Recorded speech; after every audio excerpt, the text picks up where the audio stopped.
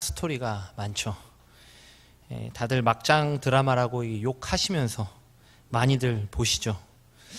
근데 이런 막장 드라마가 인기가 많은 이유가 뭘까요? 물론 이 첫째는 대리 만족이죠. 내가 공감했던 일, 또 그 가운데서 내가 하고 싶은 말과 행동들을 이 드라마의 주인공들이 대신 해주기 때문입니다. 하지만 또 한 가지 중요한 이유는 이 막장 드라마의 그런 일들이 우리 주변에서도 심심찮게 실제로 일어나기 때문이기도 하죠. 최근에 이 모 유부남 영화 감독이 집을 나와서 한 여자 배우와 1년 동안 동거한 사실이 밝혀져서 이 사람들을 충격에 빠뜨렸는데요. 이분은 이 한국뿐만 아니라 세계적으로도 굉장히 저명한 영화 감독이시죠. 여자 배우 역시 대다수의 분들이 아는 분이라서 큰 이슈가 되었습니다. 이처럼 막장 드라마는 현실에서 벌어지고 있는 일들을 토대로 이 과장과 연출을 통해서 줄거리를 구성하죠. 저는 오늘 그 어떤 막장 드라마보다도 더 심한 막장의 한 실례를 소개하고자 하는데요. 제가 아는 한 목사님이 계십니다.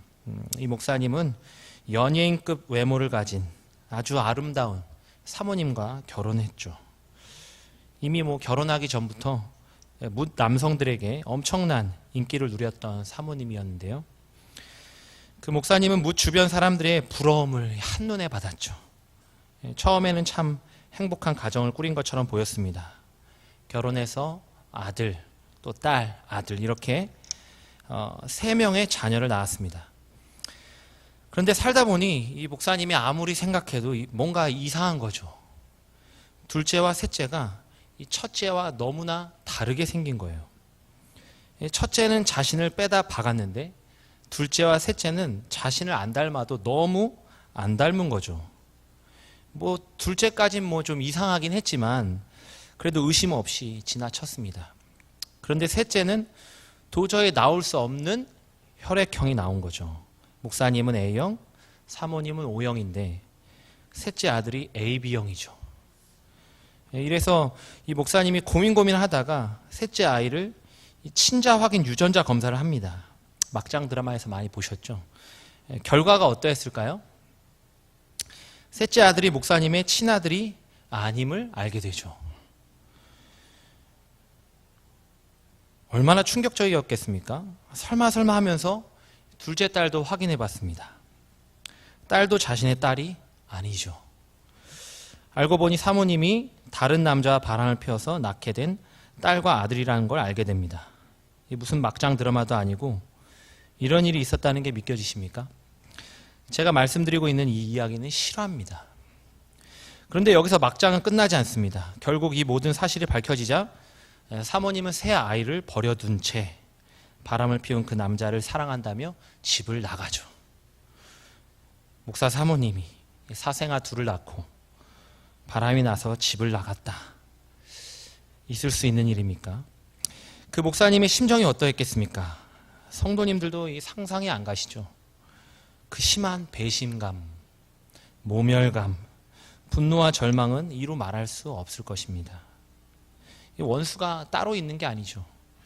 그 목사님에게 있어서는 이 바람 피워 집을 나간, 새 아이들을 버리고 나간 그 사모님보다 더한 원수는 아마 없을 것입니다. 그런데 충격적인 것은 오늘 본문이 우리 모두가 하나님 앞에서 이 사모님과 같은 사람, 즉 간음한 여인이요 하나님과 원수된 자일 수도 있다고 강력하게 경고하고 있다는 사실입니다. 너무 심한 비약 같다고 생각하시나요? 본문을 살펴보면서 결코 그렇지 않다는 것을 알아보도록 하겠습니다. 야고보 사도는 4절에 이렇게 말씀합니다. 간음한 여인들아 세상과 벗된 것이 하나님과 원수됨을 알지 못하느냐. 그런즉 누구든지 세상과 벗이 되고자 하는 자는 스스로 하나님과 원수되는 것이니라. 여기서 간음한 여인들아라는 표현은 문자적으로 간음한 여자들을 가리키는 것은 아니죠. 야고보 사도는 세상과 벗이 되고자 하는 모든 성도들을 향해서 간음한 여인들아라는 상징적인 표현을 사용하고 있는 것입니다. 실제로 구약 성경에서는 이스라엘과 하나님을 결혼한 관계로 비유하죠. 신약 성경도 마찬가지로 예수님을 신랑으로, 교회를 신부로 묘사합니다. 때문에 그리스도인들이 세상과 벗이 되고자 할 때 그것은 하나님 앞에 간음하는 것과 같은 것이죠. 여기서 되고자 한다라는 이 동사의 의미가 중요한데요. 이 동사가 원어적으로는 간절히 원하다 혹은 결단하다라는 뜻을 가지고 있습니다. 단순히 세상과 적당히 타협하고 사는 수준이 아니죠. 세상을 간절히 갈망하고 깊이 사랑하는 상태를 뜻합니다. 다시 말하면 세상적인 성공을 위해서 내 인생을 결단하겠다라는 강력한 의지이죠. 때문에 야고보 사도는 이러한 세상과 벗이 되고자 하는 자들을 향해서 간음한 여인, 하나님과의 원수라는 이 과격한 표현을 쓰고 있는 것이죠. 세상을 사랑하는 것은 심각한 영적 간음입니다. 또한 세상이 주는 성공을 위해서 자기 인생을 결단하는 것은 하나님과 원수로 지내겠다는 결단과 같습니다. 바로 이러한 영적 간음이죠. 즉 세상을 사랑하는 마음이 결국 우리 안에 정욕과 욕심을 불러일으키죠. 1절과 2절입니다. 너희 중에 싸움이 어디로부터, 다툼이 어디로부터 나느냐? 너희 지체 중에서 싸우는 정욕으로부터 나는 것이 아니냐? 너희는 욕심을 내어도 얻지 못하며 살인하며 시기하여도 능히 취하지 못함으로 다투고 싸우는도다. 결국 세상을 사랑하고 세속적인 성공을 열망하는 자들은 정욕과 욕심이 가득 찬 삶을 살아갈 수밖에 없는 거죠. 그들의 삶에는 싸움과 다툼, 살인과 시기로 얼룩지게 되어 있습니다. 2절 하반부 또 3절은 세상과 이렇게 버타여 살아가는 성도들의 기도 생활, 이 기도 생활에 대해서도 아주 신랄하게 비판하고 있는데요. 너희가 얻지 못하면 구하지 아니하기 때문이요 구하여도 받지 못하면 정욕으로 쓰려고 잘못 구하기 때문이라. 일단 세상적인 정욕과 욕심으로 가득 찬 사람은 하나님께 기도 자체를 잘 하지도 않는다는 것을 말씀하죠.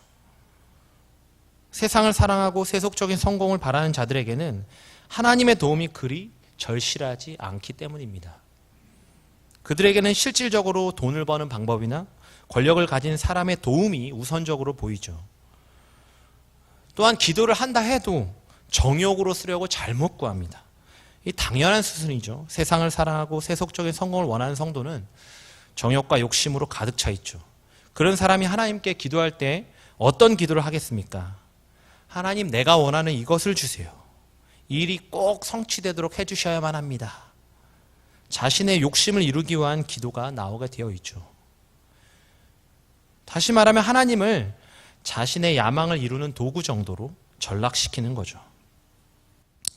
야고보 사도는 이러한 영적으로 간음한 성도들을 향해서 5절을 통해 이렇게 경고합니다. 너희는 하나님이 우리 속에 거하게 하신 성령이 시기하기까지 사모한다 하신 말씀을 헛된 줄로 생각하느냐?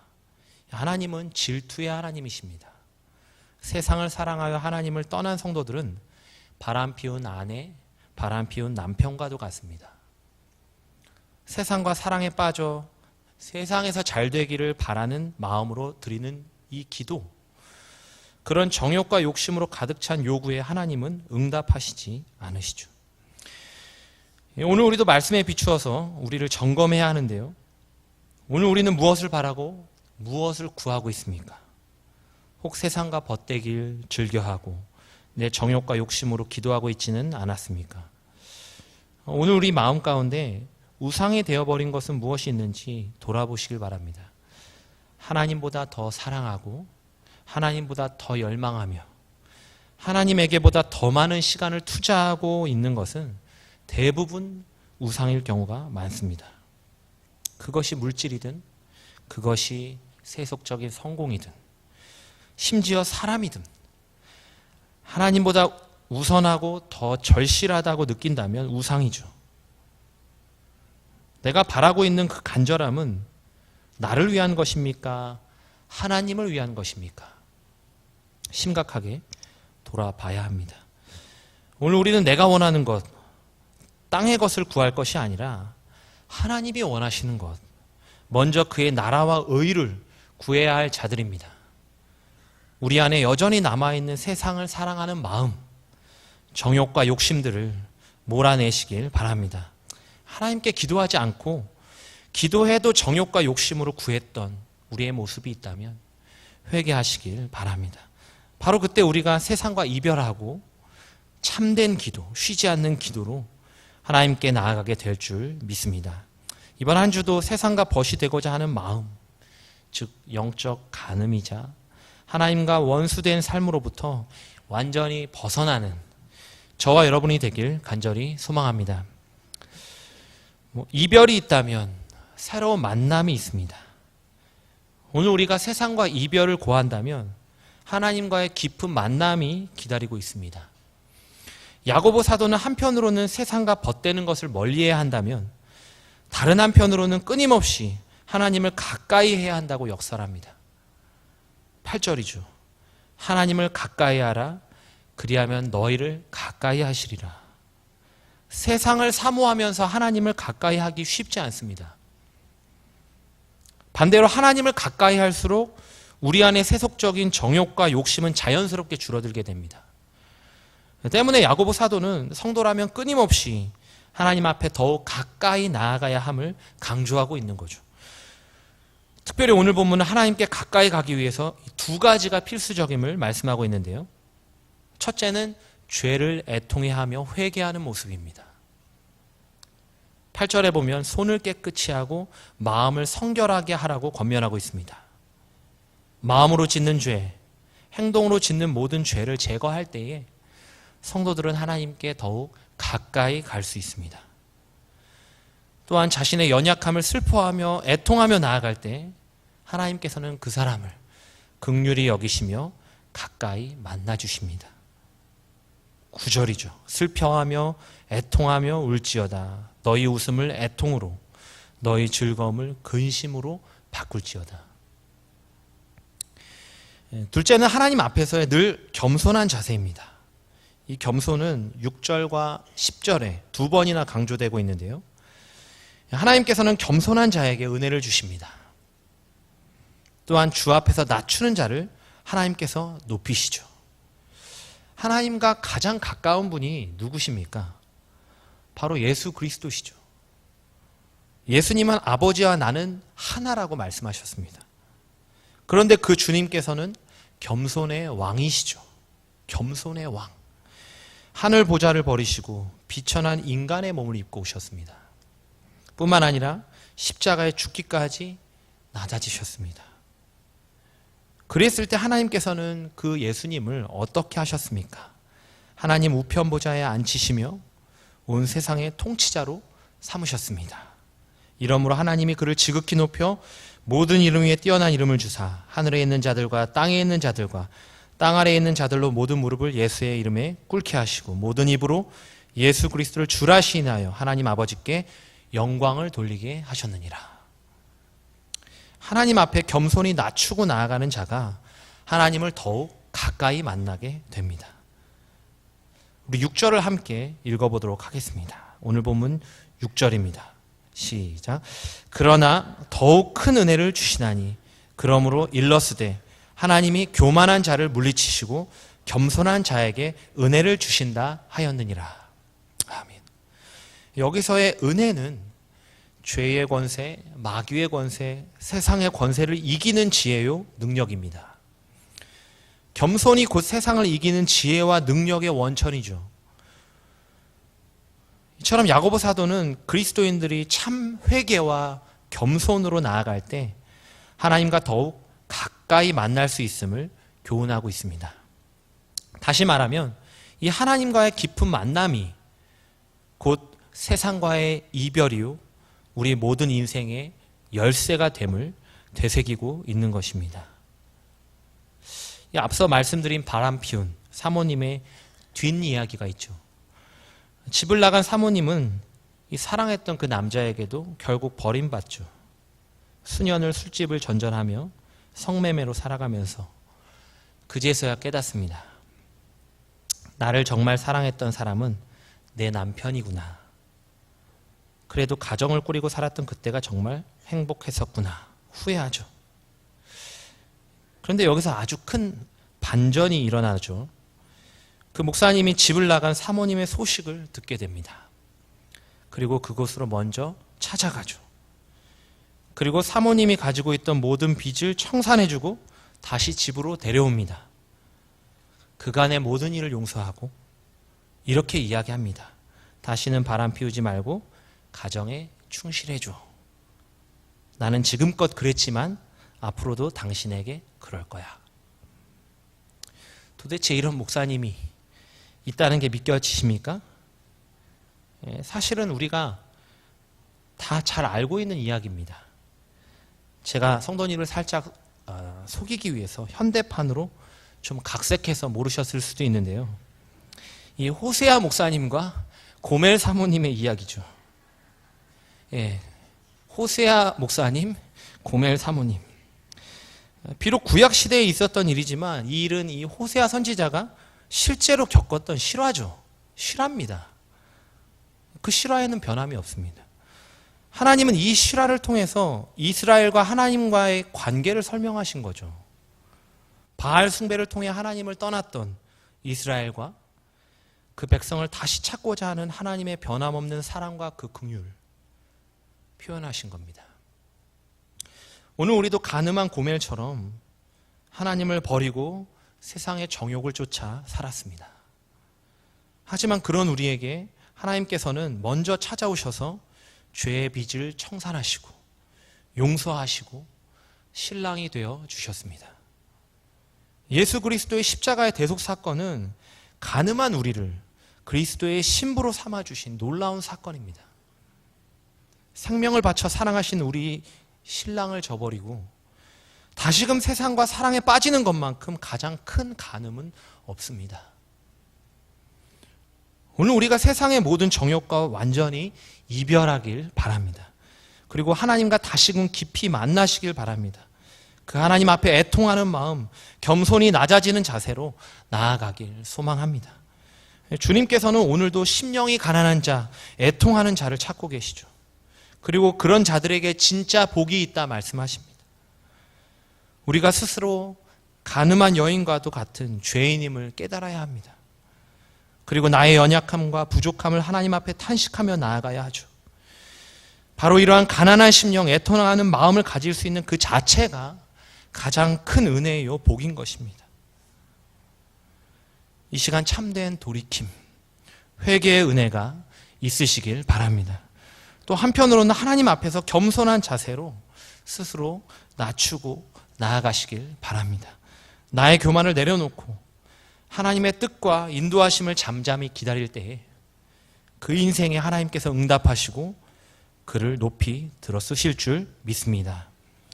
말씀을 정리하겠습니다. 오늘 야고보 사도는 우리에게 세상과 벗대지 말라고 경고합니다. 정욕과 욕심을 버리고 진실한 기도로 하나님께 나아가라고 권면합니다. 또한 겸손과 회개로 하나님께 가까이 나아가라 외치고 있습니다. 이것이 곧 세상을 이기는 큰 은혜를 받는 길이요 하나님이 들어 쓰시는 인생이 되는 길이라고 강조합니다. 오늘 우리 안에 있는 세상과 벗대고자 하는 마음들을 몰아내시길 바랍니다. 세상적인 정욕과 욕심들을 회개하시길 바랍니다. 이처럼 죄를 제거하고 몰아내는 것만으로도 하나님과 더욱 친밀하고 가까운 관계로 나아갈 수 있습니다. 뿐만 아니라 나의 생각과 고집들을 내려놓고 겸손히 주님의 뜻을 기다리시길 바랍니다. 겸손은 순종의 열매를 낳죠. 스스로 낮추는 자가 하나님께 높임을 받습니다. 오늘 우리가 이와 같은 회개와 겸손으로 하나님 앞에 나아갈 때에 신랑 되신 그 주님과 다시금 깊이 만나게 될 줄 믿습니다. 또한 이를 통해 더욱 큰 은혜, 모든 죄악과 세상을 이기는 참 지혜와 능력을 우리에게 부어주실 줄 믿습니다. 오늘 하루도 이 말씀 붙잡고 나아갈 때에 세상과는 이별하고 하나님과의 깊은 만남을 통해서 이 어두운 세상 속에서 승리하는 저와 여러분이 되길 주님의 이름으로 간절히 축원합니다. 기도하겠습니다.